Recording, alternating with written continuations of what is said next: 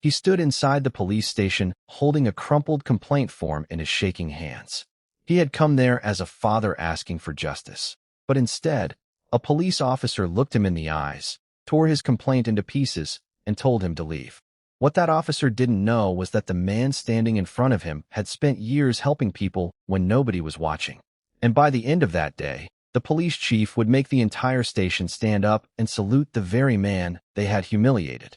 Before we begin, make sure you subscribe to Whispers of Heart 0.2, like this video, and tell us in the comments where you're watching from. Sometimes, one simple act of kindness can change a person's entire life.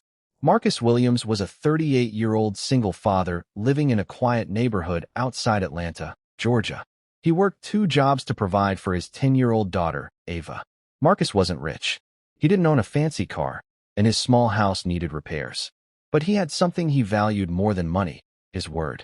Every morning, Marcus woke up before sunrise, packed Ava's lunch, and drove her to school before heading to work at a local grocery warehouse. In the evenings, he delivered food through a delivery app. Life was exhausting, but Marcus never complained. His daughter often asked him, "Dad, why do you always help everybody when you're already tired?" Marcus would smile and say, "Because, baby, you never know what someone else is carrying." One rainy Tuesday evening, Marcus was driving home when he saw an elderly woman standing beside the road. Her car had broken down, and she was struggling to hold an umbrella against the heavy wind. Marcus pulled over immediately.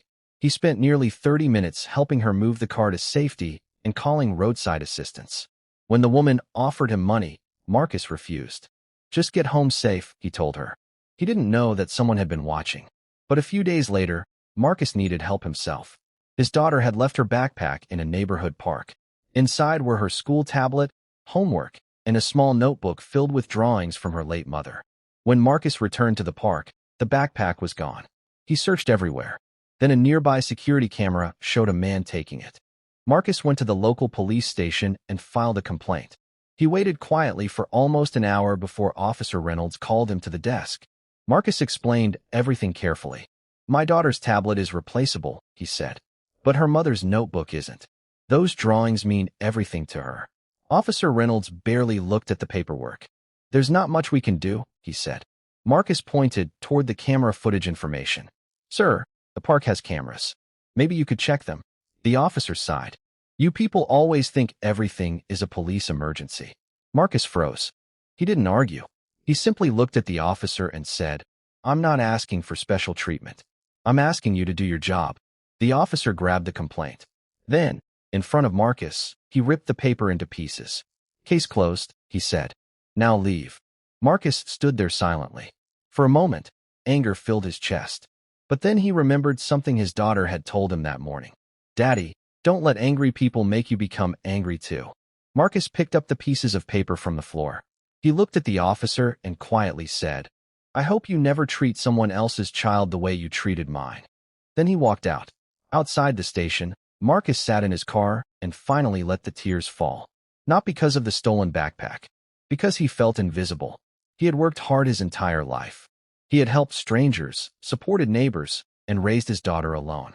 Yet when he needed someone to listen, he couldn't even get a fair chance. What Marcus didn't know was that the elderly woman he had helped during the storm was connected to the police department. Her name was Eleanor Brooks. She was the retired mother of Police Chief Daniel Carter. That evening, Eleanor called her son. "Daniel," she said, "I need to tell you something." She explained how Marcus had helped her when her car broke down. She told him how he refused money and stayed until she was safe.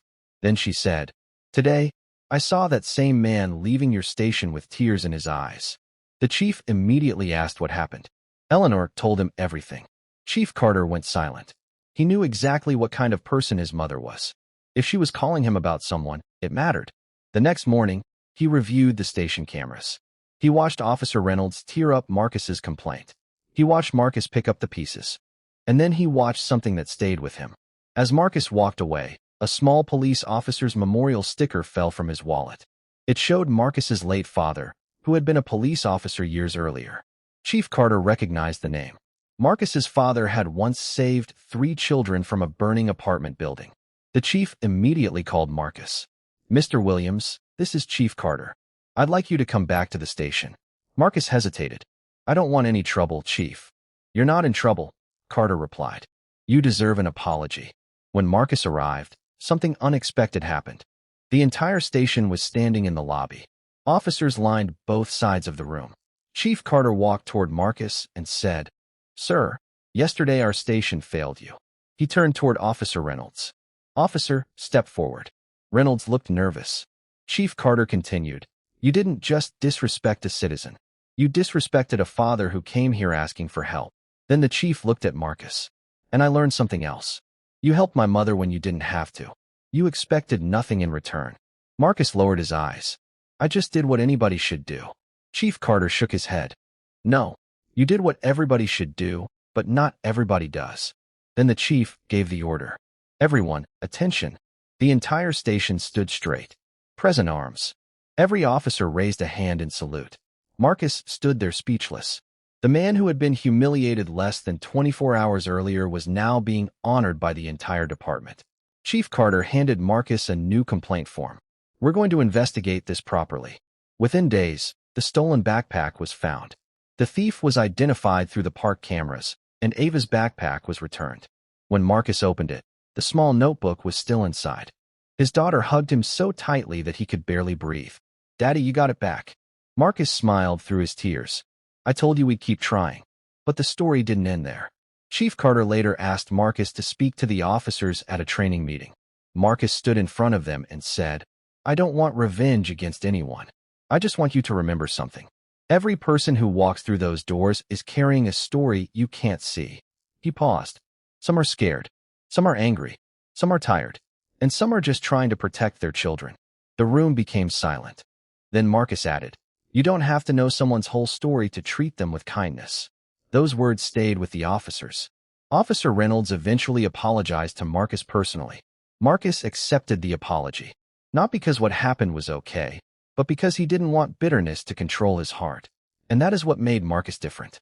He understood that kindness doesn't mean allowing people to hurt you. It means refusing to let their actions turn you into someone you are not. Sometimes kindness is helping a stranger in the rain. Sometimes it is listening to a frightened parent. Sometimes it is saying, I'm sorry. And sometimes, the greatest act of kindness is choosing forgiveness when anger would be easier. Marcus never became famous. He never received $1 million. He simply went back to work, came home to his daughter, and continued helping people whenever he could. But one thing had changed. People at that police station never forgot the day they stood together and saluted a single father. Because they learned that heroes don't always wear uniforms. Sometimes, heroes are exhausted fathers. Sometimes, they are strangers who stop in the rain.